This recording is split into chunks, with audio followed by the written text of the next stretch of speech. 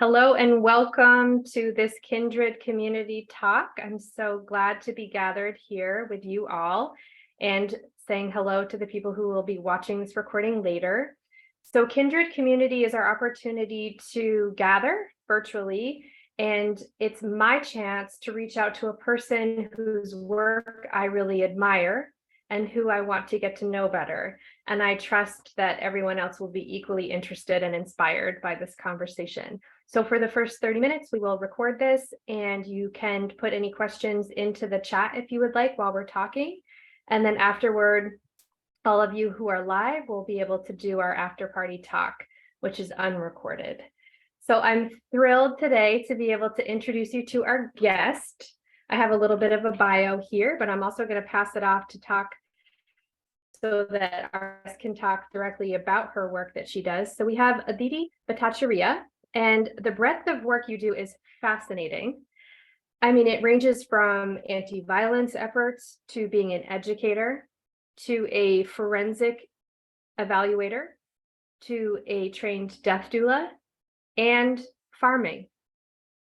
Amazing. So I would love to hear from you, your current life juggle, and how you weave all of these roles together, and how that looks as you offer your gifts. Hi, everybody. Aditi Bhattacharya, she and her pronouns, saying greetings and gratitude to all of you from Jersey City. By way of logistics, we may be visited by one of my 3 cats as I'm speaking to you, who may make his presence felt, and then if he thinks that he likes all of y'all enough, may show you his backside. I cannot do anything about that. So if for any reason my audio starts to get choppy, someone please let me know, and please forgive me. I may need to go off camera in the interests of our audio going through smoothly, while my video ends up just me looking at all of you all in a very still photo. Yeah, many things. How do I juggle all of the many roles that I play? Usually on the fly. I'll say this as a connecting thread that I have been examining in all of the different roles. I play much of the roles that you named, Francesca, are connected to anti-violence work and are offshoots of anti-violence work. So in that, I would say my connecting thread in doing death work, which I used to do actually as a social work intern. I chose to work in end of life, and I chose to work in hospice care for a little bit, and it was a very formative moment for me. I did not intend to do anti-violence work explicitly for various reasons of personal and observed history. However, the universe deigned that I would go in that direction. And I'm very grateful for that, because the common thread that has connected my innate interest in life and death and my professional arc in anti-violence work, in practice and teaching, and now the other portion of my soul's work, which is growing things, is always looking at how life and death iterate in our lives. Something that I have been grateful to see in doing anti-violence work is my clients and the communities that I work with and I serve and uplift are constantly, I would say fighting, but I don't think fighting is the appropriate word over here. In many ways, my clients and the communities I serve are constantly looking to stay alive, and looking to stay alive against often insurmountable odds, not only from the social systems that they are marginalized by, but also by the healthcare system, the criminal justice system, the political system that insists that they must constantly censor how they come into this world in order for them to live the fullness of who they are. And my work there is to remind them that they are actively surviving, but embedded within their survival against violence and through violence in many cases, they are constantly vibrating with life. and maybe they forget that they are vibrating with life. So my work in all of these different professional and personal perspectives has been in examining and in highlighting how we continue to live, even as we continue to change, and how some of that change is a kind of death of its own that makes space for regeneration and healing. So I hope that that lands. So it's explicitly perhaps not evident how I do death work when I'm working with very alive people, but the notions of death, of grief, of loss, and of unlearning, letting go, relearning, regenerating are constant in every single arc of my professional and personal career. Oh, that's beautiful. Thank you for sharing that. I couldn't agree more. From end of life care work to grief work to my own love of gardening, I do feel like across all of the spectrum, I am tending to life, even when I'm tending to death. And they become sort of one and the same. And like you said, it's a constant evolution and a cycle.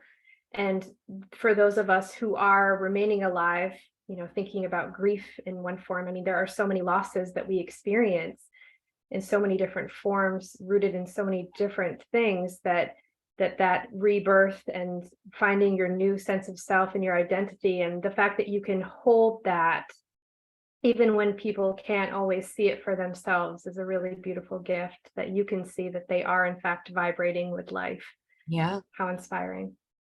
Yeah, one of the things that comes to me as I'm listening to you, Francesca, and it's something that I know we have talked about when I was a UVM death doula student, is how fundamental it is as a death doula to bear intentional witness.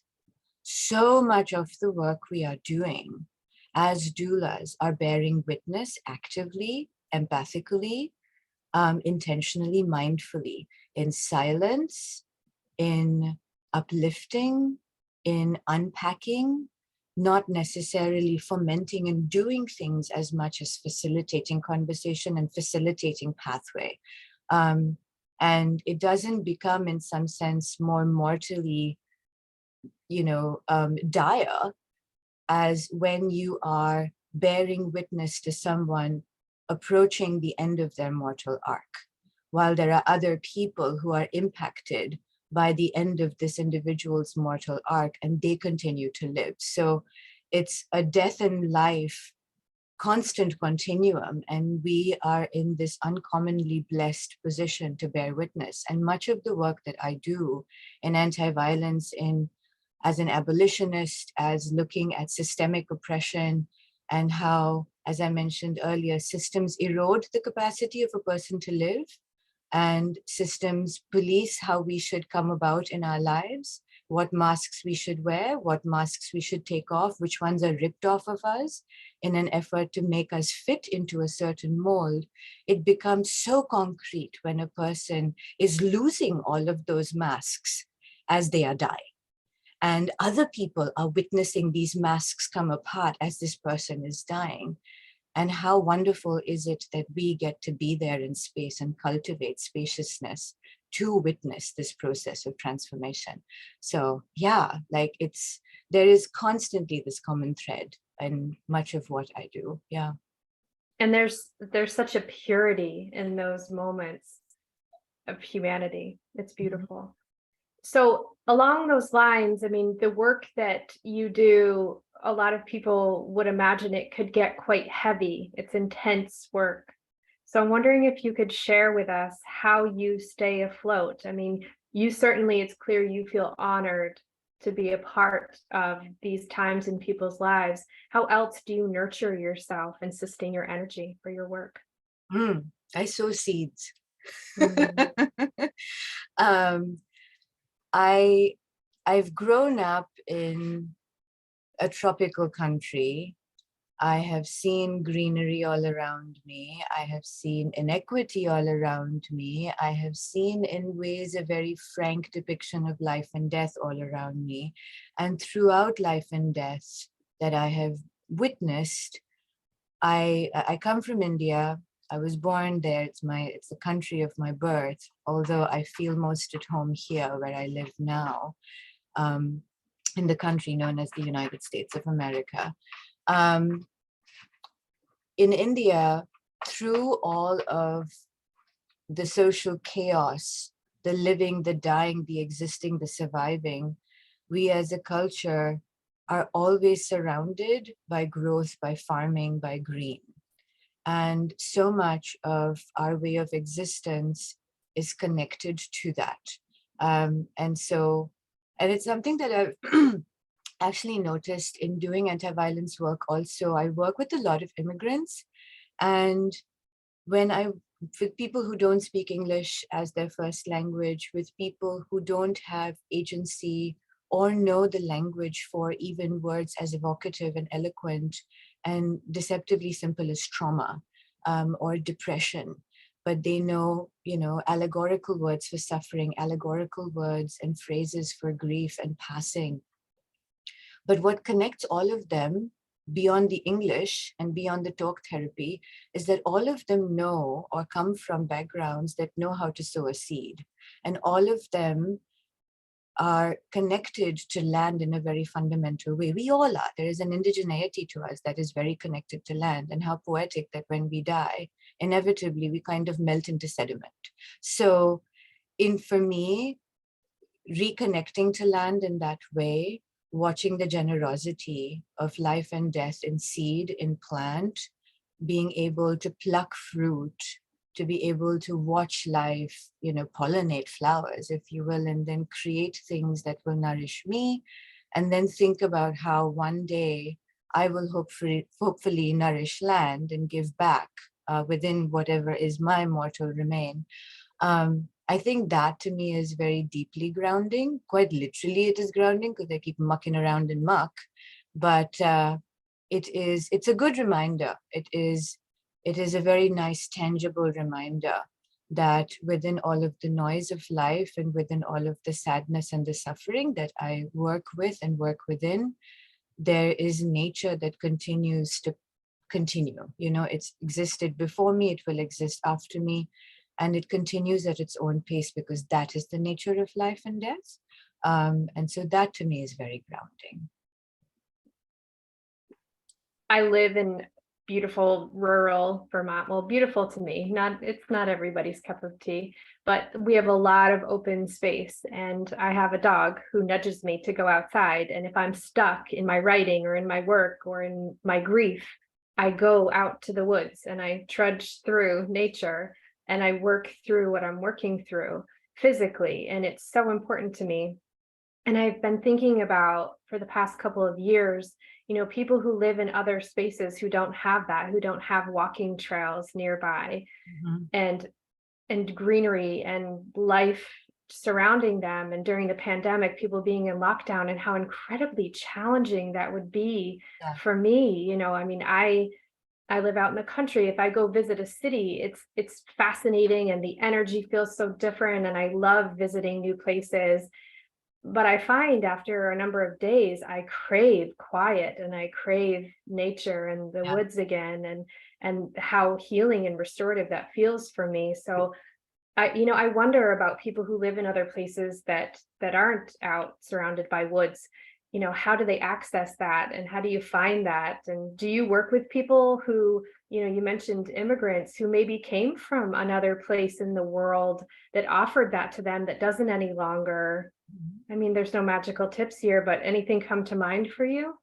Yeah. I grew up in a tiny 2-bedroom, 750 square foot apartment in Bombay. I was surrounded by a crush of people, and I didn't have access to the woods. I live now in Jersey City. I have lived for a while in New York, which is very much, a nicer looking, better dressed version of the place I grew up in. Very much the same dynamics, right? But even there, when I grew up in Bombay, I had access to a plant. We had many plants. My father's family comes from agricultural roots. My mother's family was displaced from Bangladesh when there was the India-Pakistan partition. And so they had to leave all of their land and their background behind. And there's a lot of trauma and a lot of rending of umbilical cord within classism, religiosity, communalism that they had to leave behind.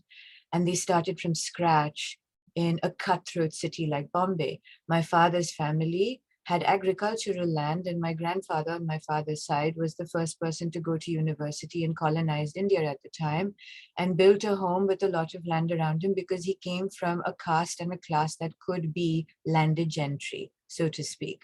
So with those backgrounds, the most we could do in Bombay, not having land or woods or anything really, to access. Also, we didn't have the money to be able to get a car to go into the woods and access countryside, was we grew things in pots. So with a lot of my clients, in fact, when we have done art therapy work and we've done more tactile healing work that does not involve words, which is really where the locus of pain and suffering sits so deep, where there aren't words, we have actually had people bring a seed, bring a lentil, sow a lentil, and watch how the lentil sprouts and nurture that, because that is them giving energy to something small and watching that life grow.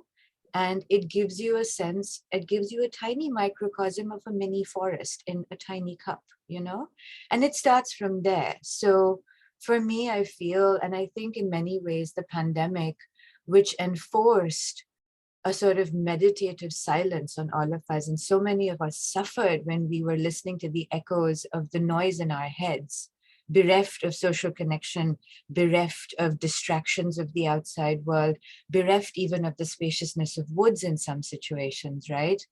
It allows us, and many people ended up gardening in tiny pots, go figure, for that reason. I think it's been a wonderful, and I hope that it's been for many people through the pain and grief of the chaos, the anxiety, and the disenfranchised grief of losing people and not being able to connect with them as they were lost. I hope that it's also given us a moment of pause to see how we have innately cultivated greenery in our lives in silence, enforced upon us, but still we have, because there is no other way to survive. We have to create something out of nothing. That is how we are as social creatures. So that would be, I think, maybe my suggestion to folks who feel constrained in their environments to have space to breathe. I've had clients who have had no space. I think of one client who, a family that came from a country in Southeast Asia and lived in a one-room apartment. One individual in that family had been labor trafficked, and my client had been sexually assaulted in the midst of her partner's labor trafficking. And in the situation that they were in as poor and undocumented folk with two children in this tiny cubbyhole, surrounded by noise of the city, surrounded by the echoes of their constant trauma experience, not knowing what will come of their living in this country, because going back home was not an option. The only place that my client could find any quietude was the toilet, was the bathroom. And it was 10 minutes that my client could cultivate silence while at the pot, while on the pot, yeah? And we figured out a way that while she was cleansing her system, that she was able to breathe and create space while cleansing her system, and recognize that what she was doing was her body regenerating and making literal space inside of itself for new nourishment. And if we could use that as an example, surrounded by chaos and surrounded by misery and suffering and uncertainty and claustrophobia, if that was a 10-minute moment as an exercise of creating space, then from there, how could she take that spaciousness to when she is cooking for the family? Can she cultivate 2 minutes of silence when she's cooking for the family? Can she throw in one mung bean into 1 coffee cup of soil and let that sprout and be a reminder to her of the country that she was taken away from? And that's how it started. She would sow wheat, she would sow beans, she would grow those, then she would cook those. And a 10-minute exercise in the bathroom over a span of 4 years turned into an active exercise in constantly expanding space. And that is so fundamental to the grief arc, right? Like when we talk about death and dying and grief, we are just containers of all of these experiences and emotions. And the grief in and of itself stays in some ways the same, but we are stretching our container internally, spiritually, physically, so that the grief doesn't bonk at us constantly and activate us constantly, but we are creating space for it to have less of an impact on us in a way that we can hold it better. So that would be perhaps, my suggestion and my offering to all of us here in whatever landscape we are in, to ask yourselves, where can you create 5 minutes of quiet? Continue to do those 5 minutes of quiet, or even 1 minute of quiet. And then ways to expand that 30 seconds at a time, because that is the nature of survival. I mean, it's amazing how basic we sometimes do have to get to find our entry point into it. And then it's a reframe, right? It's looking at it differently, breathing into it differently. And then it becomes a transferable skill that you can bring into other parts of your life. Absolutely. So what a beautiful gift that you're offering to people who are often, I assume, are feeling hopeless or dire or just incredibly overwhelmed in their life situation or in their grief situation. Yeah. To be able to offer that one spark, that one tool, and then that can build upon itself. Yeah, I'll say this, and I appreciate you naming and asking me the work that I do feels hard and it can feel stressful. It's counterintuitive, but if anyone here is a social worker doing trauma work, all of us doing death doula work in some ways are holding and bearing witness to trauma. Y'all might understand this if there are social workers in the space. It's actually a lot of fun. It's energizing. And I remember this as a social work intern working in hospice. I've wanted to work in hospice my whole life. There's a reason why people don't get jobs in hospice, because everybody who works in hospice generally likes it so much that they stick with it till they can't anymore. Go figure, yeah?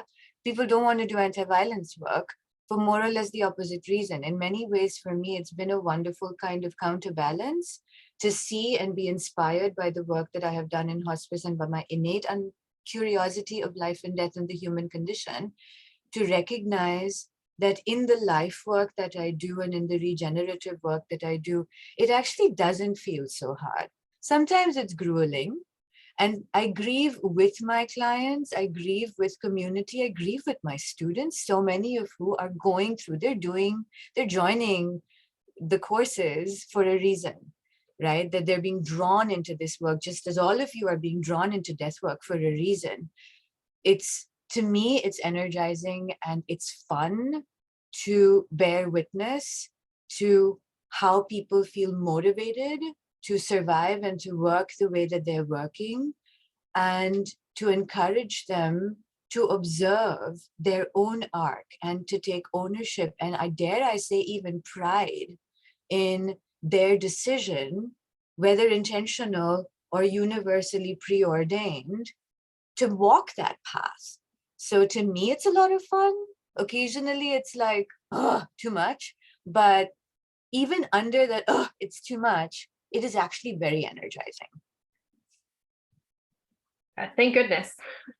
So that you keep doing the work you're doing, and other social workers and death care workers and people who do hold space and hold the hands of those who are healing from trauma or who are currently experiencing trauma.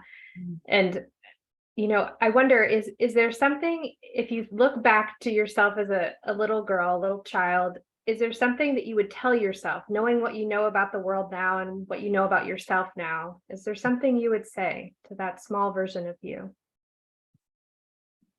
The wonder that you felt as a child, never lose it. Remember that you will never lose it.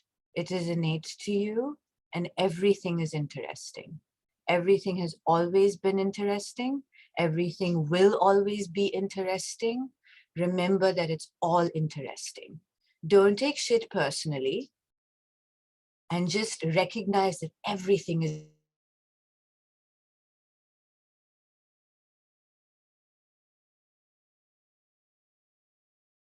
I think that might be the internet is blocking us from Aditi. We were doing so well too. Aditi, if you can hear us, if you're able to go maybe try audio only. And for the rest of us, if you want to take a minute to think about dropping a question into the chat, feel free. And hopefully we can get our guest back. Oh, her computer crashed. So she's joining by phone. So she'll be back in a minute.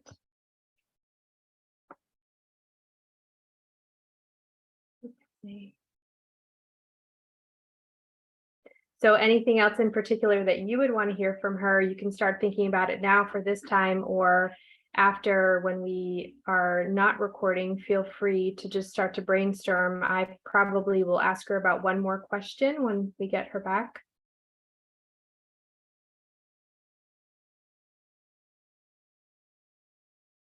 Yes, I'm missing Aditi right now because I'm just soaking in everything she's saying. Couldn't agree more, Jill. Take care.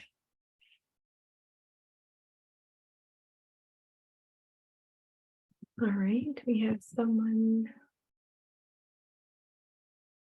So, I mean, some of the things that I'm noticing are other people finding that there is this common thread of, you know, we tend to death, we tend to grief, we tend to intensity, but really we're always caring for life.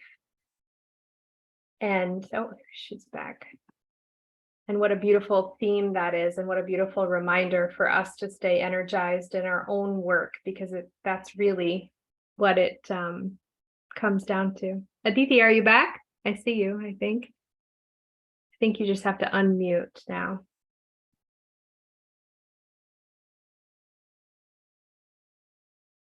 There you are. Okay, I can unmute myself. My computer crashed, y'all. Technology. See, I told you at the beginning that this would happen. So It happens. It happens. Let's just hope it doesn't happen again. Everything is interesting, as I was saying. Yes. Okay. Okay. Beautiful reminder to our younger selves. I think that that's so important. So just to wrap up with one more question for this portion, do you want to share? I mean, you've definitely woven in strategies throughout this, but are there any other strategies that stand out to you for supporting people through times of intensity? Basic approaches that you tend to lean on? Yeah.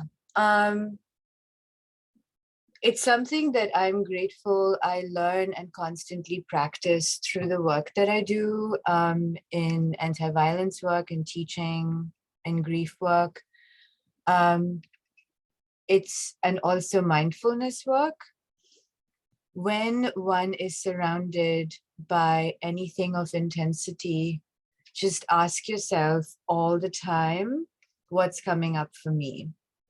In as much as in our social relationships, and in particular in these very tender moments and these intense moments, when we are bearing witness, when we are supporting people through the reality of death, and questions come about, ask yourself, where am I feeling this in myself, and what does this tell me?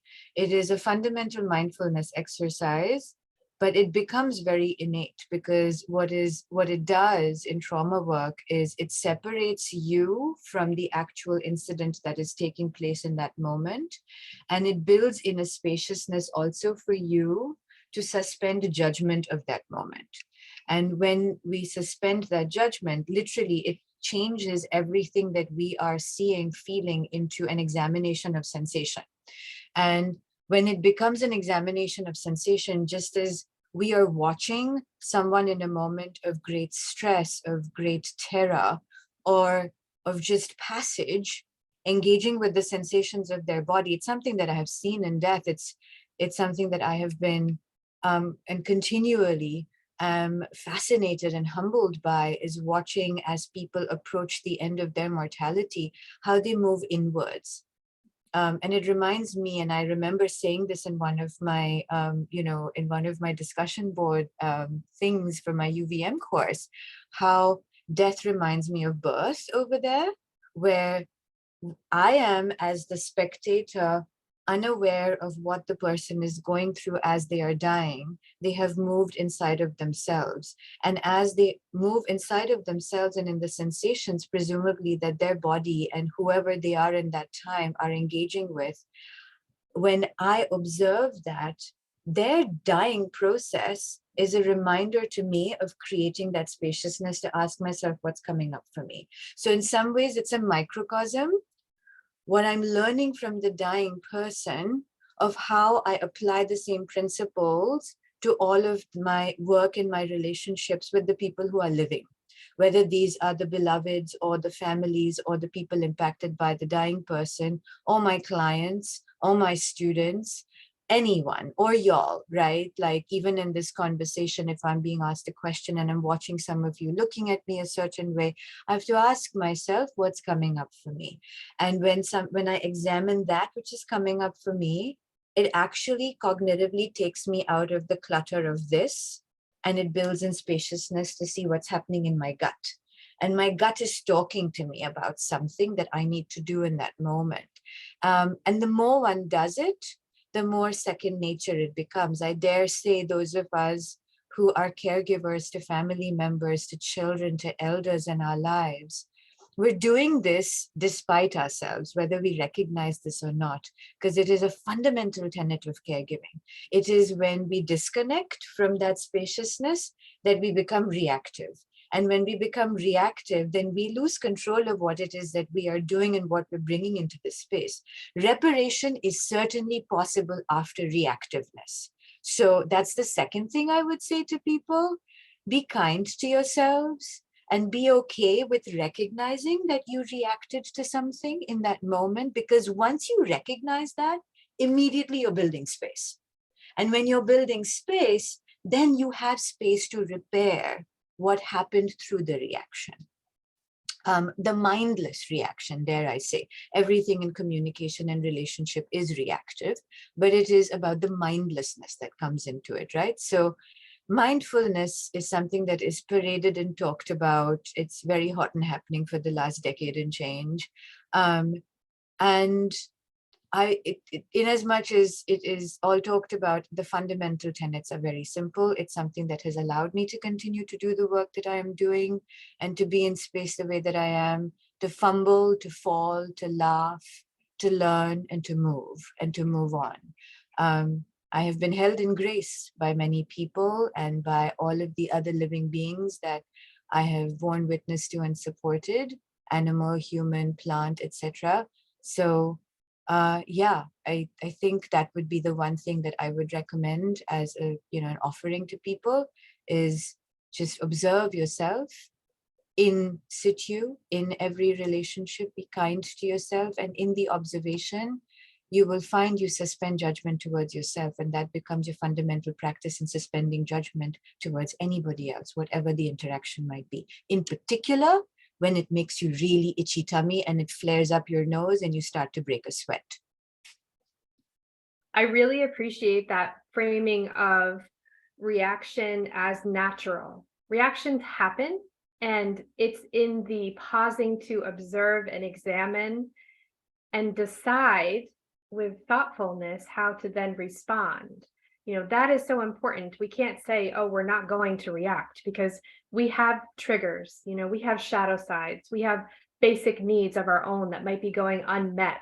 So we will have reactions, but it's, do we pause to notice them for what they are before allowing them to sort of speak for us? Absolutely. That's the key. So thank you for framing it like that. And then to be gentle and forgiving when we do just react and we're not in that space of being aware of it as much, that we can still forgive ourselves, notice it, and do the work to repair, whether it's the relationship or internally or both.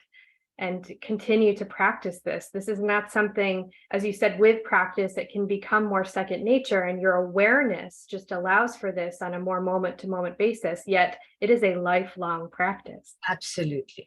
Absolutely. And therein we are living and dying all the time. It's so beautiful to be able to also see that constant process of regeneration within us every time we fumble towards a certain kind of repair within. Beautiful. Well, thank you so much, Aditi, for sharing your heart with us, for sharing your gifts with your community and the world. It's been a real pleasure to listen to you and to soak in your sunshine that you offer. Thank you very much. Thank you for putting up with my moody computer. And thank you for being in space from all of the different parts of the world and all of the different places that you are all in your lives right now and being here. So thank you. Much appreciation. Likewise, I'm going to stop the recording so that we can continue with our after party conversation, but take care and thank you, everyone. Thank you.